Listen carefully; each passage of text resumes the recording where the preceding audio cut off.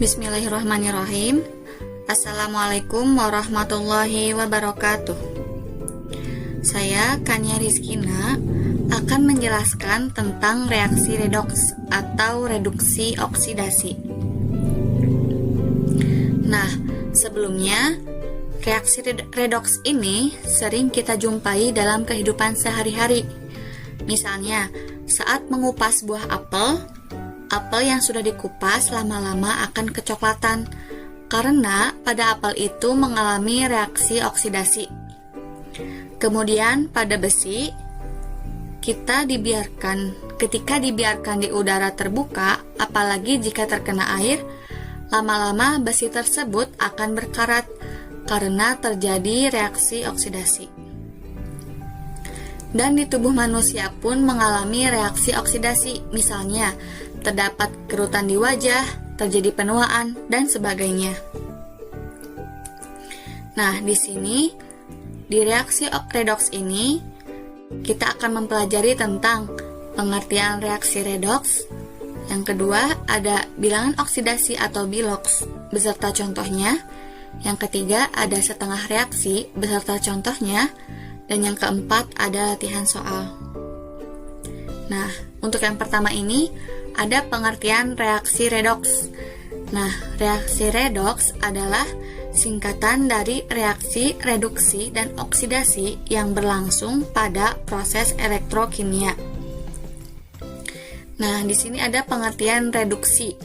Reduksi adalah reaksi yang mengalami penurunan bilangan oksidasi dan kenaikan elektron. Dapat dikatakan bahwa reduksi adalah reaksi di mana suatu zat kehilangan oksigen. Yang kedua, ada pengertian oksidasi.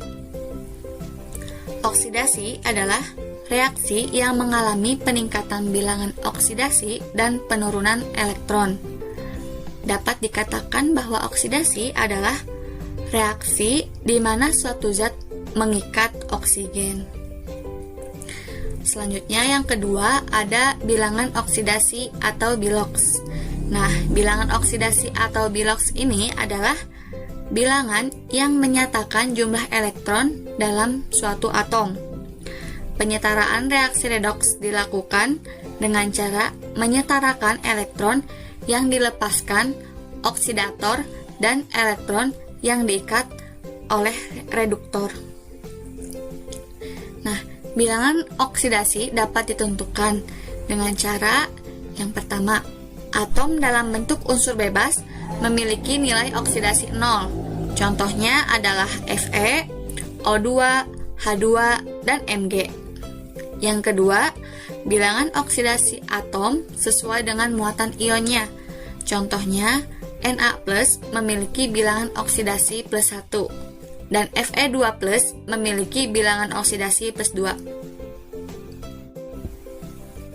Yang ketiga ada unsur fluor atau F, memiliki bilangan oksidasi yang selalu sama, yaitu -1.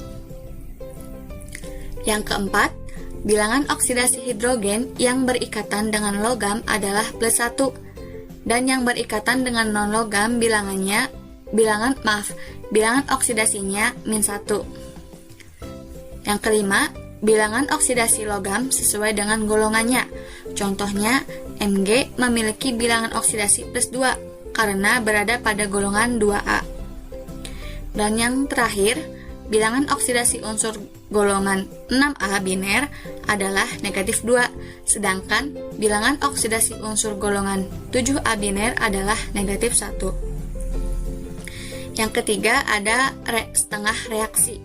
Nah, cara setengah reaksi adalah cara penyetaraan reaksi redoks dengan cara membagi reaksi menjadi reaksi reduksi dan oksidasi. Contohnya, ada sebuah reaksi Al ditambah Cu2+ menjadi Al3+ ditambah Cu. Nah, reaksi ini akan dibagi menjadi setengah reaksi reduksi dan setengah reaksi oksidasi. Untuk reaksi reduksinya, Cu2+ ditambah 2E- menjadi Cu. Ini dikalikan 3. Dan untuk reaksi oksidasinya, Al menjadi Al3+ ditambah 3E- ini dikalikan 2. Nah, reaksi reduksi dan oksidasi masing-masing dikalikan 3 dan 2 untuk menyeimbangkan muatannya. Setelah diseimbangkan, kedua reaksi dapat dijumlahkan untuk menghasilkan reaksi redoks yang setimbang. Seperti berikut ini. Nah, ini 3Cu2+ ditambah 6E- menjadi Cu. Kemudian ada 2Al menjadi 2Al3+ ditambah 6E-. Hasilnya 2Al ditambah 3Cu2+ menjadi 2Al3+ ditambah 3Cu. Kemudian di sini ada latihan soal. Tentukan reduktor dan oksidator dari reaksi di bawah ini. Nah, untuk reaksinya adalah Mg ditambah 2HCl menjadi MgCl2 ditambah H2. Nah, ini penyelesaiannya di sini. Karena Mg merupakan unsur bebas, jadi biloks Mg adalah 0. Kemudian, biloks H pada senyawa 2HCl bernilai +1 karena unsur H berikatan dengan unsur lain dan H merupakan golongan 1A. Selanjutnya, karena H +1 berarti Cl negatif 1 agar total biloks dari 2HCl adalah 0. Nah, untuk di ruas sebelah kanan, biloks Mg pada senyawa MgCl2 adalah +2 karena Mg berikatan dan merupakan unsur golongan 2A. Karena Cl memiliki indeks 2, maka biloks Cl-nya adalah negatif 1 agar total biloks MgCl2 adalah 0. Kemudian, karena H2 merupakan unsur bebas, maka biloksnya bernilai 0. Unsur Mg mengalami kenaikan biloks dari 0 ke +2 sehingga mengalami reaksi oksidasi. Nah, jadi unsur Mg disebut sebagai reduktor.